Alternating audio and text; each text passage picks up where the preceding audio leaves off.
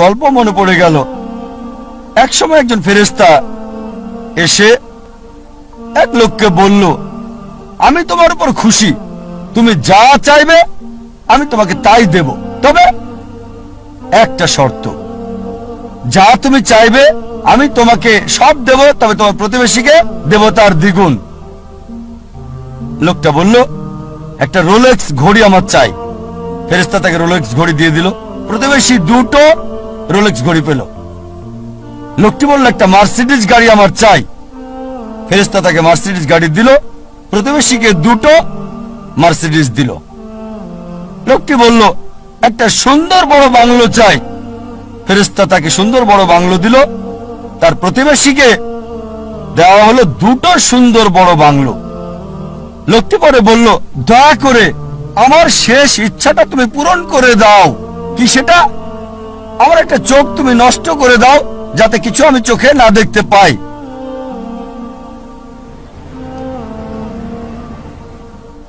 চিন্তা করেন, সে তার নিজের চেয়ে প্রতিবেশীকে নিয়ে বেশি ব্যস্ত। তার জীবন সহজ কিন্তু জটিল সেটা ভাবছে না সে।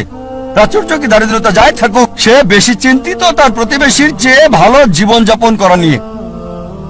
এ কারণেই সে ফেরেশতাকে বলল, আমার একটা চোখ নষ্ট করে দাও, যাতে প্রতিবেশীর দুটো চোখই নষ্ট হয়ে যায়। এভাবে আমরা প্রতিবেশী কেন্দ্রিক। নিজে সুখী কিনা ভাবছে না, দেখতে পারবে কিনা সেটাও ব্যাপার না। যেহেতু প্রতিবেশী সম্পূর্ণ অন্ধ হবে, তাই একটা চোখ হারাতে কোনো আপত্তি নাই। প্রতিবেশী কেন্দ্রিক। কিছু লোক বন্ধু কেন্দ্রিক, কিছু আবার শত্রু কেন্দ্রিক। তারা বেশি চিন্তিত তার শত্রু কি করছে সেটা নিয়ে। শত্রু কি চিন্তা করছে আমার ব্যাপারে তা নিয়ে পরিকল্পনা করে। শত্রু যদি এটা করে আমি ওটা করব। সব সময় সারা জীবন চিন্তা করে এভাবে শত্রুরা কি করছে। এটা আপনি পাবেন বিভিন্ন ক্ষেত্রে। ব্যবসায়ী চিন্তা করছে তার শত্রুর ব্যাপারে, ছাত্র চিন্তা করছে শত্রুর ব্যাপারে। তারা যা চিন্তা করে তার প্রতিরোধ চিন্তা করে। শত্রু যা চিন্তা করছে তার প্রতিরোধমূলক চিন্তা।